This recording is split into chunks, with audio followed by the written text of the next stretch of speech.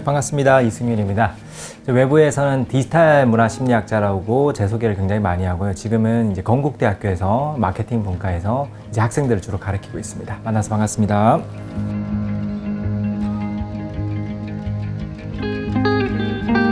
네, 외부에 나가면 디지털 문화 심리학자라고 제 소개를 많이 하는데요. 디지털 문화 심리학자는 어떻게 보면 용어에 하는 일들이 담겨져 있다고 보시면 됩니다. 아무래도 디지털을 좀 문화 심리학적으로 접근하는 사람이다라는 뜻이 포함되어 있고요. 아무래도 디지털에 접근하는 방향이 굉장히 많거든요. 흔히 이 디지털을 코끼리에 굉장히 비유를 많이 하는데, 디지털을 기술 공학자들은 굉장히 AR이라든지 그런 새로운 형태 기술 같은 것들로 이제 디지털을 바라보고요. 또 빅데이터 전문가들은 또 데이터적으로 굉장히 바라보기도 합니다. 근데 또 이 디지털을 바라보는 굉장히 중요한 시각 중에 하나가 이런 기술과 이런 데이터를 이용해서 궁극적으로 어떻게 인간한테 보다 나은 고객 경험 혹은 경험을 줄 건지 이런 것들도 굉장히 고민을 많이 하거든요. 그렇다 보면 이 디지털 환경에서 인간들이 어떻게 적응을 하고 있고 여러 가지 디지털 기술들이 인간들한테 어떤 형태로 이제 좀 보완제 역할을 할 수 있는지 이런 연구들도 굉장히 휴머니즘 차원에서 굉장히 접근을 많이 해야 되기 때문에 어떻게 보면 디지털을 좀 문화 심리학적으로 좀 접근하는 이런 사람들도 일정 부분 필요하다고 보시면 될 것 같아요.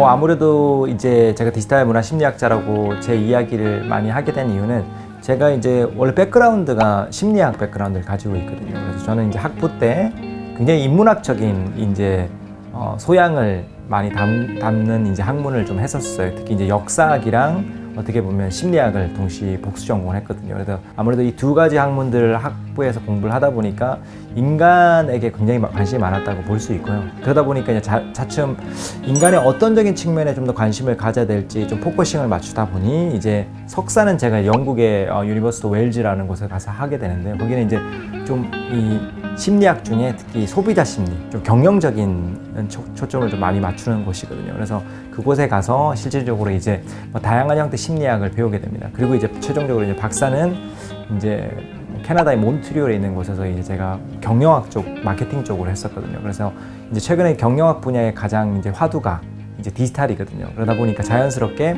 이 여러 가지 심리적인 제가 가지고 있는 기본적인 어떤 그런 난리지들, 심리학이라든지 역사를 하면서 배웠던 그런 백그라운드를 이용을 해서 좀 디지털을 바라보는 일들을 굉장히 많이 하다 보니까 그쪽 일들이 이제 좀 전문가가 됐다고 저는 생각을 합니다. 그래서 주로 그런 관련된 책을 쓰거나 그런 관련된 주로 논문을 집필하는 형태로 굉장히 활동을 하고 있다고 보시면 될 것 같습니다.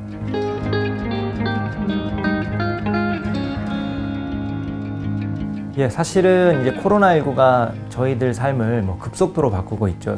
사실은 디지털은 계속 저희 삶에 굉장히 중요한 영향을 미치고 있었습니다. 너무나도 잘 아시겠지만 이제는 대부분 사람들이 TV를 잘 보지 않는 세상이거든요. KBS, MBC의 평균 시청률이 1점 몇 %일 정도로 거의 애국가 수준이지 않습니까? 그 얘기는 뭐냐면 그 대신 TV 대체제로 차지한 곳이 대부분 아시겠지만 페이스북이라는 인스타그램 같은 그런 SNS 플랫폼들이었거든요. 그래서 어떻게 보면 과거에도 계속 디지털이라는 건 우리 삶의 영역에 굉장히 중요한 영향을 미치고 있었는데, 다만 이제 이 코로나가 어떻게 보면 저희 역사상 단 한 번도 이런 적은 없었거든요. 대부분 인간에게는 디지털이냐 아날로그냐 두 가지를 선택할 수 있는 어떻게 보면 옵션이 있었거든요. 그래서 어떻게 보면 어떤 분들은 이 모든 것들이 디지털화 된다고 해서 자기 삶을 디지털로 바꿀 필요는 없거든요. 재래시장을 계속 가신다든지, 혹은 나는 먹거리 같은 걸 내가 직접적으로 만져보는 것들을 좋아하기 때문에 온라인에서 뭔가 구매를 하지 않는다든지, 옷도 반드시 내가 입어봐야 되기 때문에 나는 온라인으로 구매를 하지 않는 이런 분들도 굉장히 많으셨는데, 이제 코로나19가 딱 터지면서 의식주라고 하는 저희들 라이프 스타일의 빛의 속도로 디지털로 가게 된 거죠. 왜냐면 지금은 솔직히 말해서 이런 겁니다. 세탁소를 못 가잖아요. 왜냐하면 세탁소가 위험할 수 있기 때문에 세탁 특공대 같은 앱을 이용을 하고, 또 재래시장을 못 가기 때문에 마켓컬리 같은 앱을 깔아서 이용을 하시거든요. 그래서 이런 것들은 과거에는 어떻게 보면 그런 것들에 대한 어떻게 보면 좀 약간의 거부감 혹은 나하고 생활 패턴이 맞지 않아라고 해서 거부할 수 있었다면 지금은 그럴 수가 없거든요. 그래서 어떻게 보면 이 코로나19가 많은 전문가들이 얘기를 하거든요. 한 10년 정도 걸릴 일을 코로나가 거의 1년 만에 단축시켰다. 그 얘기는 뭐냐면 저희들 삶이 거의 빛의 속도로 디지털로 옮겨가는 일을 굉장히 코로나19가 많이 했다고 보시면 됩니다. 그만큼 이제 저희 같은 디지털 문화 심리학자 같은 사람들이 할 일이 굉장히 많아진 거죠. 이제 코로나19가 디지털하고 관련된 이제 어떻게 보면 여러 가지 일들을 더 이제 좀 팽창시켜 나가고 있다 좀 보시면 될 것 같습니다.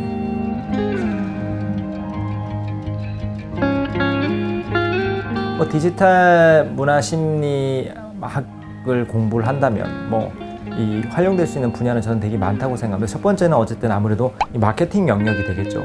아무래도 경영학 중에 가장 소비자들 대상으로 뭔가 설득적인 메시지를 전달하거나 소비자들한테 더 만족스러운 고객 경험을 전달해 줘야 되는데, 과거에는 이게 주로 우리가 땅을 딛고 써 있는 이 오프라인 공간에서 고객들을 뭔가 직접적으로 저희 매장으로 방문하게 만들거나 뭐 매장에 방문해서 만져보게 만들거나 이런 것들이 굉장히 중요했다면, 지금은 이제 매장에 들어와서 끊임없이 제품을 만져보지만 동시에 이 제품 가격을 온라인에 가서 확인을 한다든지, 혹은 온라인이 배달이 더 편리할 수 있기 때문에 무거운 걸 안 가지고 가고 확인만 여기서 하고 온라인에서 이제 실질적으로 배달을 시킬 수도 있는 문제거든요. 그래서 어떻게 보면 이 디지털 문화 심리학이라는 걸 공부를 한다는 자체가 어떻게 보면 지금은 이제 이 마케팅적인 영역에서 소비자를 설득시킨다든지 소비자들한테 뭔가 제품 전달을 해주는 것들이 디지털이 굉장히 중요해졌거든요. 그러니까 그런 걸 공부를 하시다 보면 마케팅 영역 이런 것들에 대해서 굉장히 자기 영향을 좀 펼칠 수도 있고요. HR 분야도 마찬가지입니다. 요즘은 소위 말해서 디지털 시대에 맞는 형태의 리더십이라든지 이런 것들에 대한 연구들도 굉장히 많거든요. 디지털 네이티브라고 불리는 어렸을 때부터 디지털을 물고 태어난 사람들이 지금 직장에 굉장히 모여들고 있지 않습니까? 근데 그분들은 전통적인 방식의 사람들하고 굉장히 다른 형태의 사고방식을 가질 수도 있거든요. 대표적인 게, 저도 가끔 대학생들하고 얘기를 하지만 대학생들 입에서 많이 나오는 이야기는 뭐 과거에는 이제 창업을 해야 되면 반드시 오피스텔을 구해야 됐다면 요즘은 뭐 공유 오피스에 들어간다든지, 과거에는 뭐 어떻게 보면 직장 생활이라는 게 승진이 굉장히 중요했다면 요즘은 자기 만족, 그냥 자기 센트릭 돼 있는 친구들이지 않습니까? 소소하지만 내 라이프를 잘 만들어 가겠다. 그래서 어떻게 보면 이런 디지털 네이티브들이라고 불리는 소위 말해서 디지털 영역에서 굉장히 강자고 디지털 문화 속에서 성장한 사람들한테 어떤 방식으로 이제 리더십을 발휘할지, 이런 것들은 굉장히 그 인간적인 코드를 좀 읽어내야 되거든요. 그 친구들이 왜 디지털을 많이 어렸을 때부터 이용을 해서 그런 생각을 가지게 됐고, 또 내가 이제 그 친구들을 동기부여 시키려면 어떤 것들을 공부해야 되는지, 이런 것들도 사실은 뭐 디지털 문화 심리학자가 할 수도 있겠죠. 뭐 마지막으로는 또 데이터 영역도 마찬가지입니다. 사실 기술과 데이터 영역에서도 이런 기술과 데이터를 전달해주면 무조건 고객들이 좋아하겠지, 과거에 그렇게 생각했다면 좀 그렇지는 않거든요. 이제 어떻게 보면 기술도 굉장히 평준화돼 있고 많은 어떻게 보면 데이터도 많이 확보된 상태인데, 우리가 가지고 있는 기술과 우리가 가지고 있는 데이터를 가지고 인간한테 뭘 줄 건지, 고객들한테 뭐 어떤 고객 경험을 줄 건지, 이런 것들은 굉장히 고객 차원에서 좀 바라봐야 되는 시도라고 보시면 됩니다. 그래서 과거에는 워낙 기술이 없었기 때문에, 워낙 데이터가 없었기 때문에 거기에 좀 포커싱을 맞췄다면, 지금은 좀 그걸 넘어서서 이걸 어떻게 좀 좋은 형태로 좀 전달할 수 있는지가 되게 중요한 이슈거든요. 또 디지털 문화 심리학을 공부를 하다 보면 좀 그런 영역에서도 강점을 발휘할 수가 있겠죠. 그래서 어떻게 보면 앞으로 우리 삶의 영역에 있어서 이제 디지털은 성장했으면 성장했지 줄어들지는 않을 거거든요. 그래서 뭐 그런 쪽에 좀 관심을 가지고 나는 좀 인문학적으로 좀 접근하는 걸 좋아한다. 그러면 이쪽 분야가 어떻게 보면 계속 공부할 만한 좀 가치를 줄 수 있는 그런 영역이라고 저는 생각을 합니다.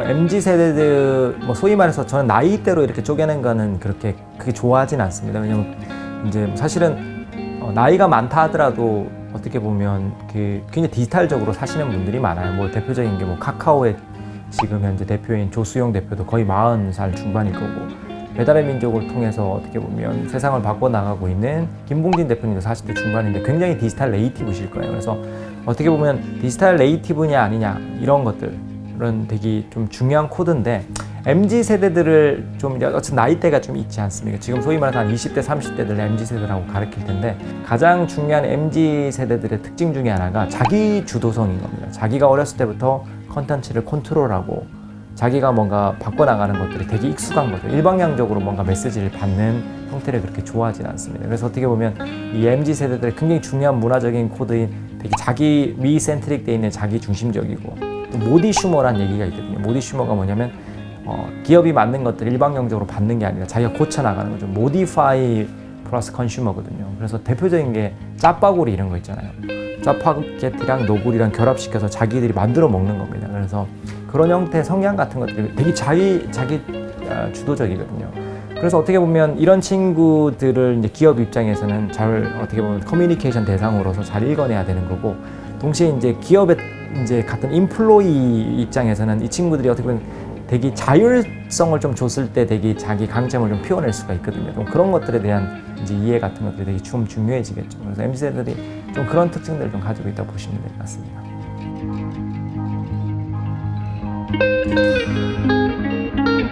사실은 뭐 그 디지털 문화 심리학을 뭐 학과에서 이렇게 프로그램을 운영하거나 이러지는 아마 않을 거예요. 근데 앞서 이제 계속 말씀드린 것처럼 디지털 세상은 기술적으로 바라보는 게 가장 중요한 건 사실입니다. 기술이 중요하고 데이터도 중요하지만 이 기술과 데이터를 그냥 응용을 해서 인간한테 어떤 가치를 줄 건지를 생각해 보는 것도 굉장히 중요하거든요. 그래서 요즘은 많은 개발 프로젝트들, 여러 가지 모바일 앱을 만든다든지 금융 앱을 만든다든지 이런 걸 할 때 심리학자들이 굉장히 많이 인발브를 합니다. 근데 그런 기술 같은 것들이 인간한테 전달이 됐을 때 인간이 어떻게 반응을 하는지 이런 것들을 읽어내는, 그러니까 사이컬러지컬한 메커니즘을 읽어내는 것들이 굉장히 중요하거든요. 그래서 만일에 내가 디지털 문화 심리학자라는 커리어를 좀 개발해보고 싶다 하면 두 가지 영역을 사실은 관심을 굉장히 많이 가져야 되겠죠. 첫 번째는 어쨌든 디지털이라는 영역, 디지털이라는 세상, 꼭 디지털이 아니더라도 디지털이 우리 오프라인 환경을 변화시키는 그런 흐름들, 이런 것들, 새로운 트렌디한 것들에 대해서 굉장히 열심히 공부를 하셔야 되지만 동시에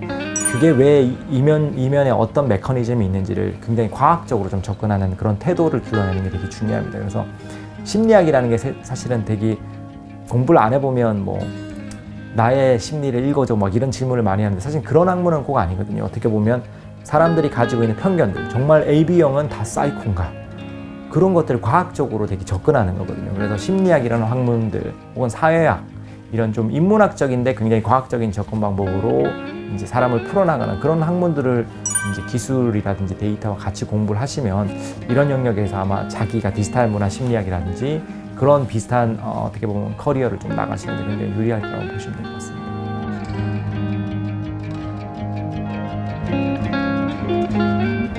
사실 뭐 최종 꿈은 사실은 뭐 딱히 생각을 해보지는 않았지만 뭐 지금은 어쨌든 이제 코로나 앞서 말씀드린 것처럼 19로 인해서 많은 삶의 영역에 있어서 저희들 삶이 이제 디지털화되고 있거든요. 그래서 뜻하지 않는 영역에 있어서 또 어떻게 보면 연구를 해야 되는 그런 이슈들이 되게 많이 나오고 있는 것 같아요. 그래서 뭐 아직까지는 디지털이 굉장히 중요하기 때문에 저는 이제 뭐 디지털하고 관련된 여러 가지 현상 같은 것들을 좀 기업을 도와드릴 수도 있는 거고 혹은 그걸 정책 차원에서도 좀 도와드릴 수도 있는 거고요. 그래서 여러 가지 제가 가진 좀 지식을 가지고 좀 더 이제 그 기술을 통해서 인간을 좀 더 기쁘게 만들 수 있고 또 우리 삶이 좀 더 발전될 수 있는 방향으로 좀 도움을 되는데 제 역할을 좀 했으면 좋겠다는 생각을 늘 가지고 있습니다. 왜냐하면 흔히 좀 오해하는 것들이 기술이 테크노포비아 정말로 있거든요.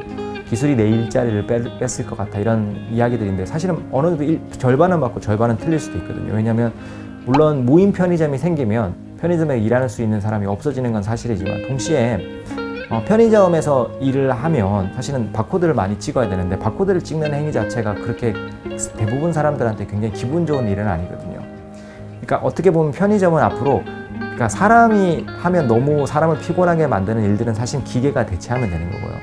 그 시간을 세이빙을 해서 사람은 더 양질의 사실은 사람이 잘할 수 있는 부분들이 있거든요. 커뮤니케이션 하거나 더 잘 설명을 해주거나 그런 데 집중하면 좋은 거죠. 그래서 어떻게 보면 기술이라는 걸 너무 거부를 해서도 안 되고 물론 기술이 가져다주는 물론 순효과도 있지만 부정적인 저는 효과도 있다고 생각을 하거든요. 그래서 이왕이면 이 기술과 데이터 이런 것들이 좀 사람을 좀 긍정적인 형태로 변화시키는 방향성에 대해서 계속 연구를 좀 해보고 싶다는 게 어떻게 보면 제 꿈이라고 보시면 될 것 같습니다.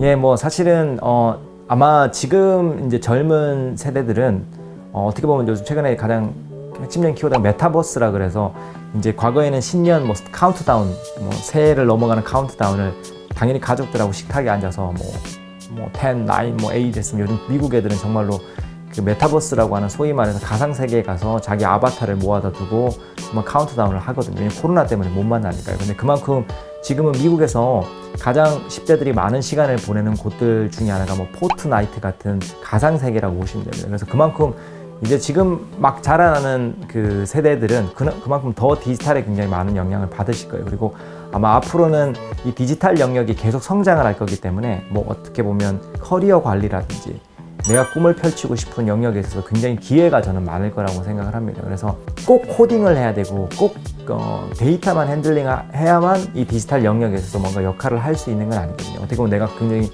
인문적인 소양을 가지고 있는 사람들도 있거든요. 자연계보다는. 그런 친구들도 충분히 디지털에 많이 관심을 가지게 된다면 좀 더 내가 잘할 수 있는 인문학적인 과학적인 소양들을 가지고 이 디지털 연결을 어떻게 좀 할 건지 이런 것들을 좀 생각해 볼 수도 있거든요. 그래서 좀 이 두 가지 측면을 생각을 해보면 지금 잘하는 친구들은 좀 이 디지털 영역에 대해서 좀 더 관심을 가지고 좀 더 열심히 그 안에서 내가 잘할 수 있는 것들을 좀 찾다 보면 앞으로 굉장히 커리어 개발하는 데 큰 도움이 될 거라고 생각을 합니다. 그래서 저도 이제 이 디지털 영역 쪽을 공부를 하다 보면 디지털은 그 0과 1로 구성되어 있지는 꼭 않더라고요. 근데 인간이 그 디지털을 사용하고 인간이 그 기술을 사용하기 때문에 굉장히 기술적인 것도 중요하고 데이터적인 것도 중요하지만 휴머니즘적으로 접근하는 것도 굉장히 중요합니다. 그래서 이 두 가지를 잘 핸들링 할 수 있는 직업군 중에 하나인 이 디지털 문화 심리학자라는 그 직업에 많은 관심을 가져주시고 또 이런 영역에서 또 저한테 또 영향을 줄 수 있는 또 좋은 많은 학자들이라든지 혹은 기업가들이 좀 탄생하길 좀 기대해 보겠습니다. 네, 감사합니다.